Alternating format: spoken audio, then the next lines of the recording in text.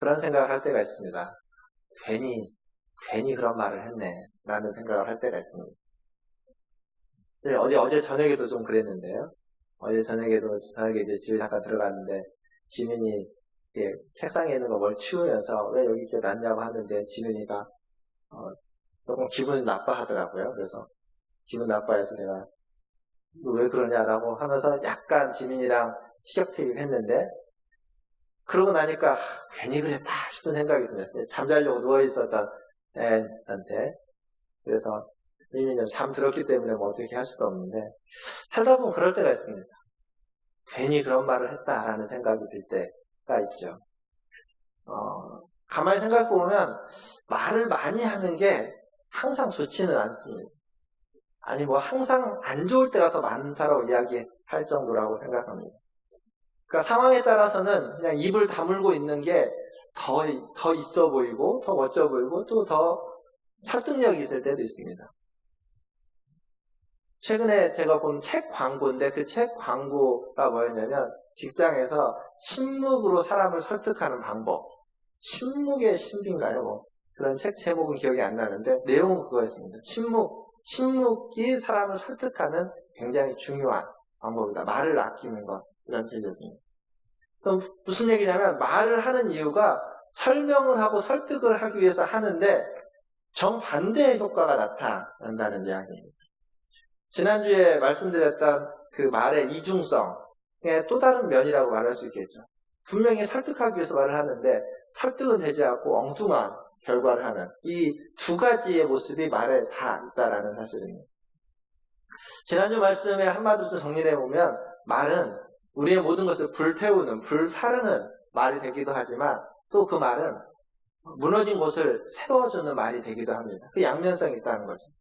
그래서 그 말을 함에 있어서 지난주 결론에 말씀드렸던 베드로전서 3장 8절에서 11절까지 말씀 중에 악을 악으로 갚지 말고 욕을 욕으로 갚지 말고 복을 빌라라고 하는 이유가 그 말이 어떤 식으로 역사할지 모르기 때문에 그 말을 가장 조심하고 선으로 악을 이기라 라는 이야기를 지난주에 말씀드렸습니다. 오늘은 이 야고보서 3장의 마지막 부분은 이 말에서 조금 더 나아가서 지혜와 총명에 대한 부분을 이야기합니다. 근데 이 지혜에 대한 부분은 이게 3장에 처음 나오는 얘기가 아니라 1장에 나왔던 주제입니다. 시험과 고난을 당하고 있는 사람들에게 그걸 견딜 수 있는 힘으로 주어지는 것이 지혜다라고 1장에서 이야기했습니다. 뿐만 아니라 계속 2장을 이어오면서 믿음과 행함의 통합을 이야기할 때 그것이 바로 지혜라는 사실을 계속 강조하고 있었습니다. 오늘도 말을 주제로 이야기하는 3장에서 지혜로운 말이란 과연 어떤 것일까? 라고 이야기하는 그 주제로 말씀을 전하려고 합니다. 우리가 오늘 읽었던 13절 말씀을 한 번 더 같이 읽어보도록 하겠습니다. 13절 같이 읽겠습니다.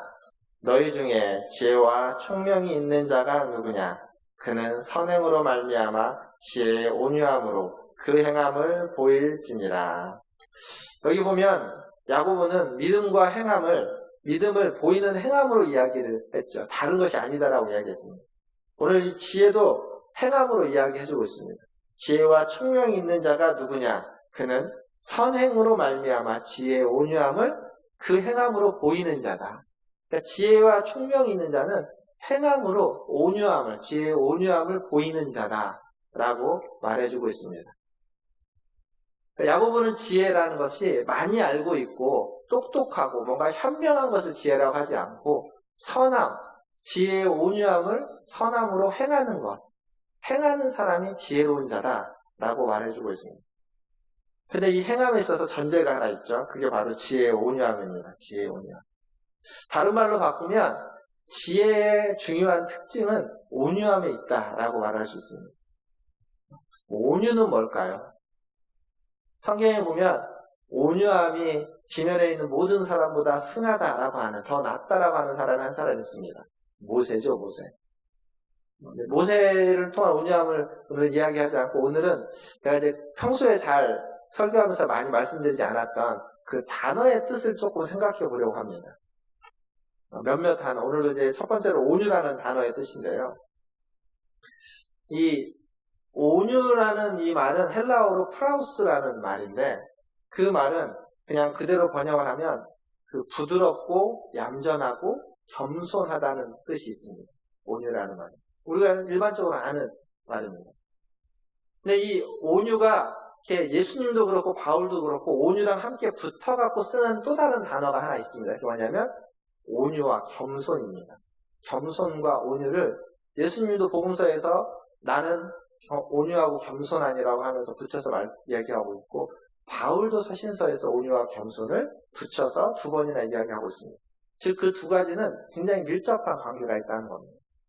이 온유라는 말, 이 프라우스라고 하는 이 단어가 가지고 있는 뜻은 이런 뜻입니다.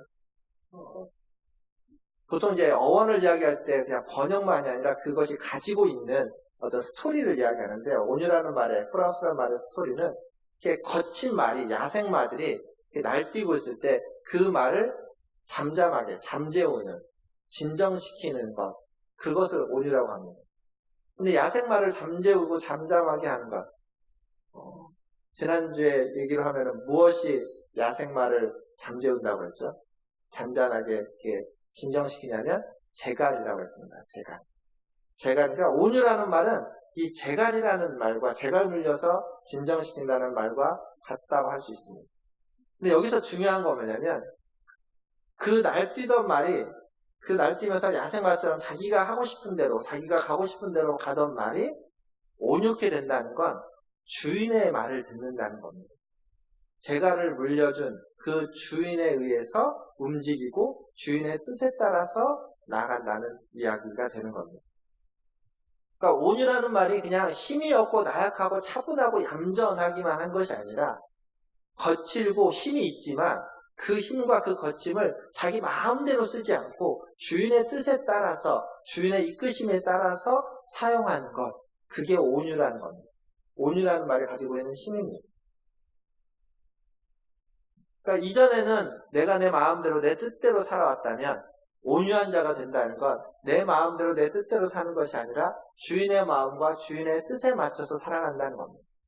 힘이 없고 나약해져서 그냥 부드럽게만 해서 아무것도 하지 않는 자가 온유한 자가 아니라 여전히 힘이 있고 여전히 강하지만, 여전히 울퉁불퉁하고 여전히 나아갈 수 있지만 그것을 내 마음과 내 뜻대로 나를 위해서 사용하지 않고 주인의 마음과 주인의 뜻에 맞춰서 살아가는 사람, 그러한 자가 온유한 자입니다. 모세가 온유한 자라고 말한 데는 이런 의미가 있습니다. 이전에는 자기의 뜻대로 자기의 힘을 가지고 자기가 할 수 있다고 생각해서 자기 동족을 도우려고 했지만 40년 후에 나이가 80살 되어서는 자기의 힘과 없다라는 것을 뒤로 하고, 자신은 나는 힘이 없고 이미 그걸 할 만한 능력이 안 되고 때가 지났다고 하지만 하나님이 아니다라는 거죠. 너에게는 힘이 있고 능력이 있고 여전히 있을 뿐더러 너는 이제 내 말을 들어서 그 일을 하라 라고 해서 하나님의 말씀을 듣고 온유한 자가 된 겁니다. 여러분의 주인은 누구이십니까? 여러분은 주인의 뜻대로 살고 계십니까? 아니면 여러분의 마음대로 살고 계십니까? 저와 여러분 모두가 주인의 뜻과 주인의 마음대로 사는 온유한 자가 되시기를 주님의 이름으로 축원합니다. 이 온유라는 말에는 또 하나의 의미가 더 있습니다. 아까 제가 온유와 겸손을 예수님과 바울이 함께 밀접하게 사용하고 있었는데 그 의미가 밀접하기 때문에 그렇습니다.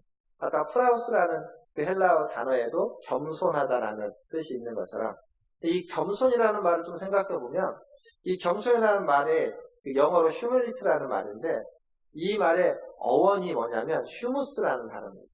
근데 이 휴무스라는 단어의 뜻이 땅이라는 뜻이 있습니다. 땅이라는 뜻이 있습니다. 사실 겸손이라는 말 자체가 굉장히 고상하고 좀 이렇게 품이 있고 그리고 뭔가 이렇게 고차원적인 것을 말해주는 단어이죠. 뉘앙스가 그렇습니다.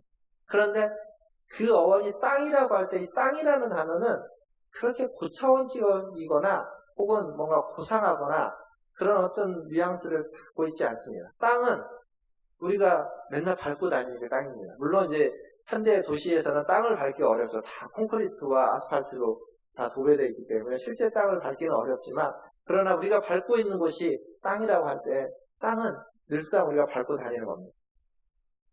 그런데 이 땅은 모든 것을 지탱해 주기도 합니다. 땅이 있어야만 모든 나무들이 뿌리를 내리고 세워질 수 있고 모든 건물들도 땅이 있을 때 그 땅에다가 기둥을 세우고 세워지는 겁니다. 딛고 다니게 할 뿐만 아니라 안정성을 주는 곳이 땅입니다. 그런데 이 땅은 또 가만히 생각해 보면 모든 것을 받아들이는 곳이 땅입니다. 식물의 뿌리도 받아들이고 사람들이 건물을 지을 때 그 기둥을 콘크리트를 내리는 그것도 받아들이고, 근데 그런 것만이 아니라 자연으로 돌아가 보면 모든 동물들 그리고 어쩌면 사람의 오물까지도 다 받아들이는 곳이 땅입니다. 그러니까 땅은 거절하지 않습니다. 거절할 수 없습니다. 다 받아들입니다. 그리고 하늘에서 내리는 비도 받아들이고 하늘에서 비춰주는 햇빛도 받아들입니다. 근데 그것을 오물과 모든 그런 것, 배설물들을 다 받아들이고 비도 받아들이면서 땅은 어떻게 되어져 가냐면 그 생명이 뿌리내리고 생명이 자라나기 좋은 토양으로 바뀌어져 갑니다.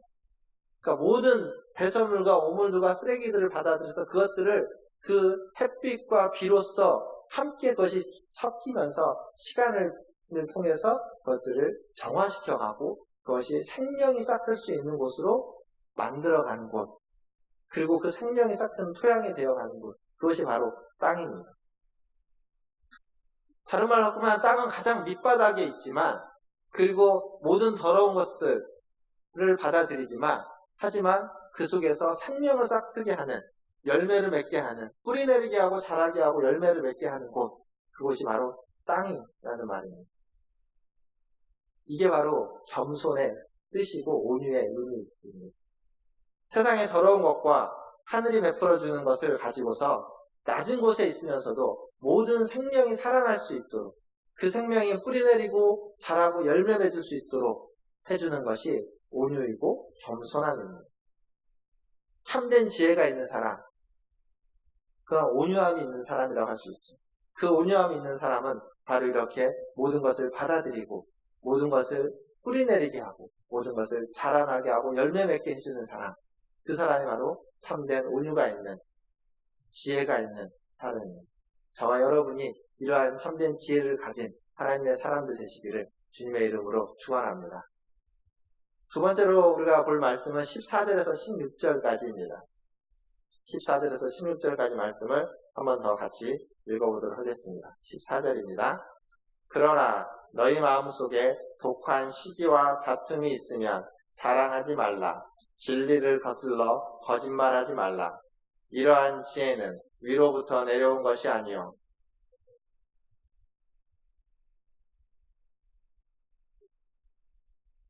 혼란과 모든 악한 일이 있음이라. 아멘. 여기 보면 지혜가 위로부터 내려온 지혜가 있습니다. 하늘의 지혜라고 제가 말씀을 계속 드렸죠. 그런데 이 14절부터 16절은 하늘의 지혜가 아니라 땅 위에 있는 지혜, 땅의 것, 정욕의 것, 마귀의 것이라고 이야기하는 지혜에 대해서 이야기해주고 있습니다. 근데 이 놀라운 것은 뭐냐면 땅 위의 지혜, 그리고 여기 정욕의 지혜, 그리고 마귀의 것이라고 말하고 있는 지혜가 형제들 안에 있다는 겁니다. 형제들 안에. 야고보가 지금 형제들아라고 부르면서 권면하고 있는 내용 중에 너희에게 땅 위의 것이, 그리고 정욕의 것이, 마귀의 것이 있다라고 말하고 있습니다. 믿음의 형제들 안에 고스란히 이 땅의 지혜가 담겨져 있다는 겁니다. 결국 야고보 시대만 그런 것이 아니라 지금도 우리들 안에 고스란히 땅의 지혜가 그대로 들어와 있다라는 사실입니다. 땅의 지혜는 뭡니까? 땅의 지혜는 무엇으로 나타난다고 14절에 이야기하고 있죠? 시기와 다툼으로 나타난다고 이야기하고 있습니다. 거기에 표현이 하나 더 붙어있죠. 형용사가 독한 시기와 다툼입니다. 시기는 좋은 건가요? 나쁜 건가요? 시기는 안 좋은 거죠. 그러나 여기 번역된 이 시기는 원래 안 좋은 단어가 아닙니다. 이 시기라는 말은 성경에 어떤 단어로 주로 번역되냐면 사랑, 열심, 열정이라는 말로 번역되는 단어입니다.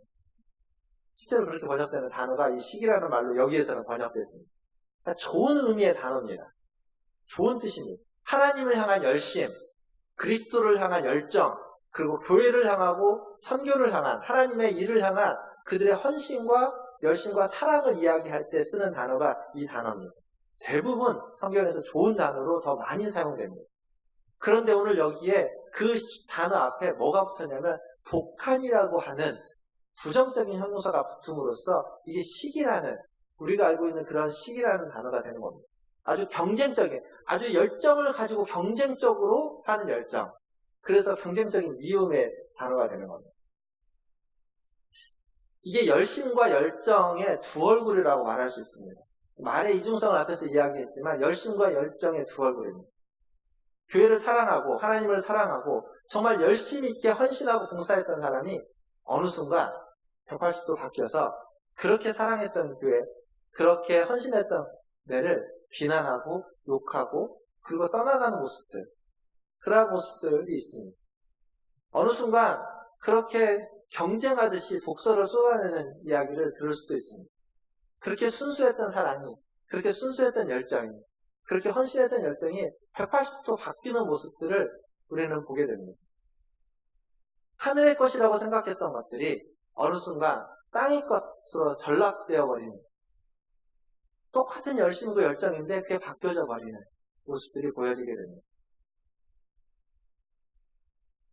여러분 순수하십니까? 순수하시기를 바라겠습니다. 그런데 순수함을 너무 믿지는 마십시오. 나의 그 순수함이, 나의 그 열심이, 나의 그 헌신과 나의 그 사랑이 180도 어느 순간 바뀌어버릴 수도 있습니다. 그 순수함이 우리가 하고 있는 모든 것들을 대신해주지 않습니다. 어느 순간 그 순수함이 나도 모르는 사이에 하늘의 것에서 땅의 것으로 바뀌어버리면 정반대의 모습으로 나타날 수밖에 없습니다. 그래서 우리는 겸손해야만 하는 겁니다. 다툼도 마찬가지입니다. 다툼은 그냥 나와 어떤 다른 사람들이, 다른 어떤 한 사람이 싸우는 것을 여기서 말하고 있지 않습니다. 다툼은 분열을 짓는 겁니다. 당을 짓는 것. 주석을 보니까 이 다툼을 주로 당파심이라는 표현으로 이렇게 주석에다가 그 단어를 번역해 놨습니다. 당파심. 당을 짓는 겁니다. 누군가와 의견이 달라서 싸우는 걸 넘어서서 그 사람을 이길 뿐만 아니라 나와 뜻을 같이 하는 사람을 모아가지고 어떤 세력을 형성해서 다른 세력과 대적하는 것. 무리를 만들고 당을 짓는 겁니다. 이유야 어찌했든 그것이 정치적이든 경제적이든 사회적이든 혹은 종교적인 이유든 상관없이 당을 짓는 것이 여기서 말하고 있는 다툼입니다. 즉 이 얘기는 뭐냐면 야고보가 보기에 형제들 안에, 교회 안에 당을 짓고 있는 일들이 많았다는 겁니다. 그게 보이는 거죠. 순수했던 사람들이, 그 신앙에 열심히 있던 사람들이 그 열심을 가지고 엉뚱한 열심을 내는 모습들을 볼 뿐만 아니라 그들이 당을 지어서 교회가 갈라지는 모습들. 이건 그냥 야고보만 한 얘기가 아니라 바울도 똑같은 얘기를 합니다. 고린도전서에 보면 이 얘기가 고린도 전후서에 많이 나오는데 특별히 고린도전서 1장 12절에 바울은 이렇게 이야기합니다. 내가 이것을 말하거니와 너희가 각각 이르되 나는 바울에게, 나는 아볼로에게, 나는 게바에게, 나는 그리스도에게 속한 자라 한다고 이야기합니다. 즉 이걸 이제 우리에게 표현을 하면 사람들이 이야기합니다. 나는 바울파고, 나는 아볼로파고, 나는 게바파고, 나는 그리스도파다 라고 하면서 그 고린도 교회 안에 파가 나눠지는 겁니다. 즉 어떤 사람은 바울에게 무슨 얘기를 듣고 바울의 말을 더 따르고 믿고 가르침을 받았을 것이고, 어떤 사람은 아볼로에게 그랬을 것이고, 어떤 사람은 게바, 베드로에게 그랬을 것이고, 그들 중 안에는 또 그리스도의 말씀을 이전에 들었던 사람은 나는 그리스도께 들은 말씀을 믿고 따르는 사람이다 라고 하면서 모였을 겁니다. 그렇게 일간의 무리들을 형성하는 거죠. 바울도 아볼로도 베드로도 아주 훌륭한 제자들이고 훌륭하게 교회의 지도자들입니다. 그들이 엉뚱한 말씀을, 신앙을 잘못 가르쳤을 리가 없습니다. 신앙을 제대로 가르쳤겠죠.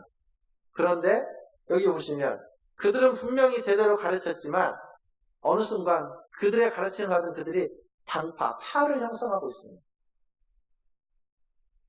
왜 파를 형성했을까요? 아마 초기에는 마음이 맞는 사람들, 그 가르침을 같이 받은 사람들끼리 함께 있으면서 마음이 맞고 뜻이 맞으니까 더 잘 모였을 겁니다. 그런데 그렇게 모인 다음에, 그렇게 사람들이 모이면 일정 정도의 힘을 갖기를 원합니다.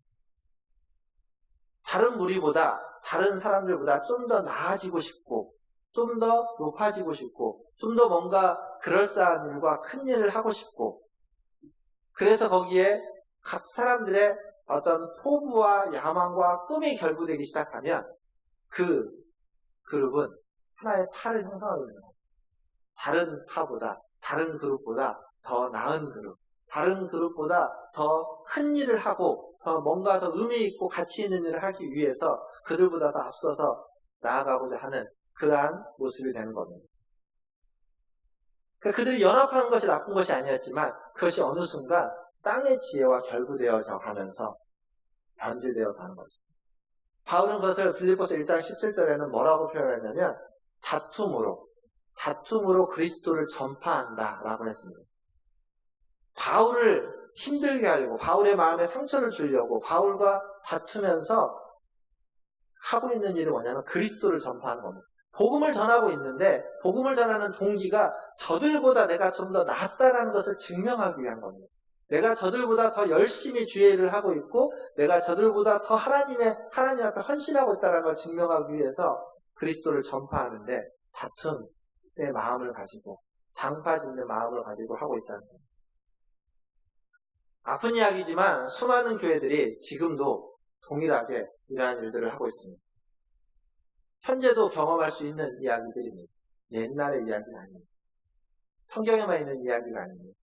그리고 어쩌면 그 아픔이 우리 문화촌제일교회도 지난 40여 년 전에 있었습니다. 그 아픔의 결과로, 아픔의 열매로 태어난 곳이 문화촌제일교회입니다. 많은 교회들이 그렇게 갈라졌고 많은 교회들이 그렇게 세워졌습니다. 그걸 통해서 그리스도가 전파되어져 왔습니다. 여기까지 왔습니다. 그러나 우리가 기억할 건 그건 하늘의 지혜의 결과는 아니라는 겁니다. 땅의 지혜의 결과물이라는 사실입니다. 그래서 아픈 겁니다. 그래서 우리가 더 잊어서는 안 되는 걸 겁니다. 이 땅의 지혜가 있는 곳에 오늘 성경은 무엇이 있다고 이야기하냐면 땅의 지혜가 있는 곳에 혼란과 악한 일이 있다라고 이야기합니다. 땅의 지혜가 있는 곳에는 질서가 깨어지게 되고 혼란스러운 일들이 생기고 악한 일들이 정당화되어서 일어나게 됩니다. 즉 불협화음이 생기고 어떤 문제가 있고 갈등이 있고 공동체가 안정되지 않고 평화롭지 않다면 그곳에는 땅의 지혜가 지금 가장 많이 활발하게 일어나고 운동하고 있는 것이라고 말할 수 있습니다. 반대로 공동체가 안정되고 평화롭고 불협화음이 적어지고 생겨나지 않고 관용이 베풀어지고 있다면 그곳은 땅의 지혜보다 하늘의 지혜가 더 운행하고 있는 곳이다 라고 말할 수 있습니다. 그러면 우리가 몸담고 있는 우리의 공동체는 어떤가요? 하늘의 지혜가 위에 있을까요? 땅의 지혜가 위에 있을까요? 여러분이 속한 여러분의 가정, 여러분이 속한 구역, 여러분이 속한 직장, 여러분이 몸담고 있는 사회에는 하늘의 지혜가 가득 차 있습니까? 땅의 지혜가 가득 차 있습니까? 하늘의 지혜로 충만한 공동체인지 아니면 땅의 지혜가 역사하는 공동체인지 우리는 항상 점검을 봐야만 합니다. 그것을 생각하고 고민하고 찾아서 하늘의 지혜냐 땅의 지혜냐 알 것이 아니라 나타나는 모습을 보면 되는 겁니다. 불협화음이 많고 갈등이 많고 안정되지 않고 평화롭지 않다면 지금 우리를 주장하고 이끌어가고 있는 건 땅의 지혜입니다. 그러나 불협화음이 없고 평화롭고 안정되고 화목하다면 그렇다면 우리를 이끌어가고 있는 건 우리가 인지하고 있지 못한다 할지라도 하늘의 지혜가 우리 가운데 운행하고 있다는 사실입니다. 우리 문화촌 제일교회 공동체가 그리고 저와 여러분이 속해 있는 모든 공동체가 하늘의 지혜로 충만한 공동체 되기를 주님의 이름으로 축원합니다.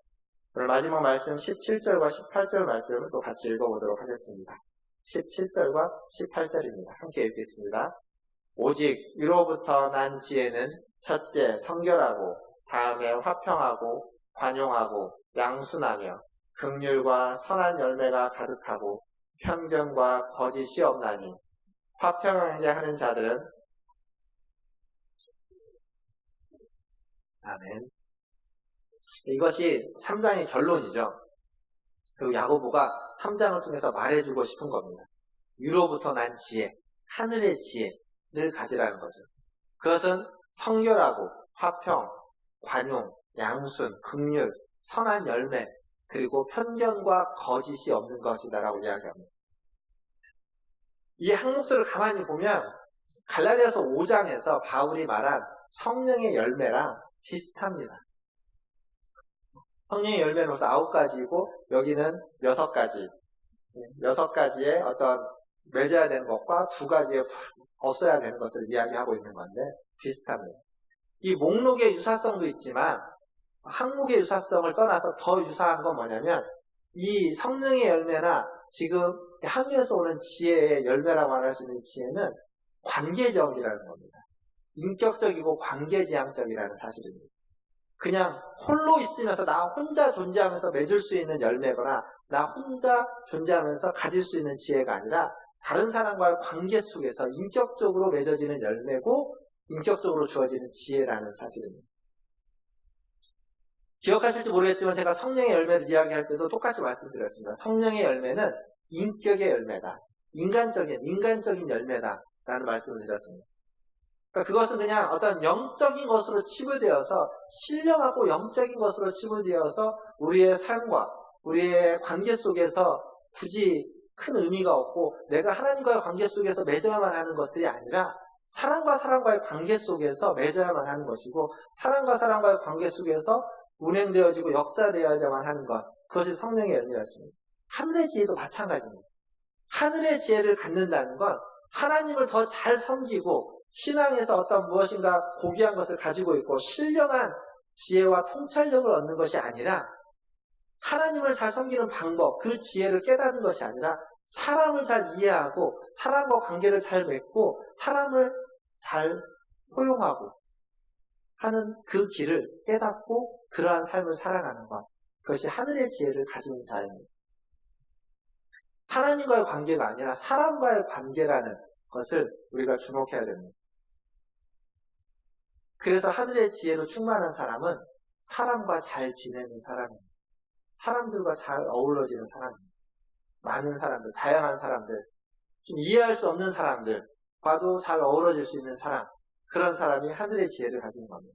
그래서 하늘의 지혜는 여기 아까 많이 얘기했죠. 선행과 관용, 양선, 그다음에 긍휼, 화평, 성견, 편견과 거짓 없음, 이런 8가지 것들을 이야기했는데 이 중에 하늘의 지혜를 가진 사람에게 가장 중요한 어떤 지향점이 있다면 그건 화평입니다.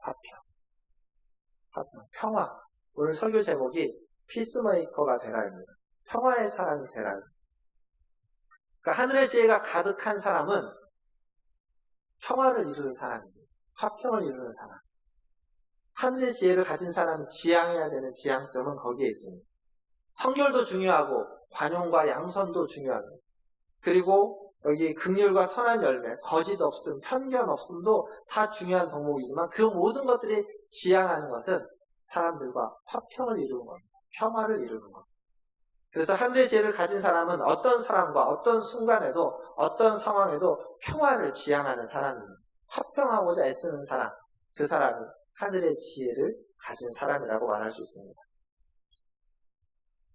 머리가 잘나고 똑똑한 사람이 아니라는 사실을 기억하십시오. 성경이 이야기하고 있는 참된 지혜는, 하늘의 지혜는 머리가 좋고 어떤 통찰력이 있는 사람을 의미하는 것이 아니라 평화를 지향하고 화평을 추구하는 사람, 이 하늘의 지혜를 가진 사람이라는 겁니다. 말씀을 뵙겠습니다. 평화하면 평화를 이야기할 때 많이 이야기되는 것들, 혹은 거짓 평화를 이야기할 때 많이 얘기되는 것들이 로마의 평화입니다. 팍스 로마나라고 불리는 로마의 평화입니다.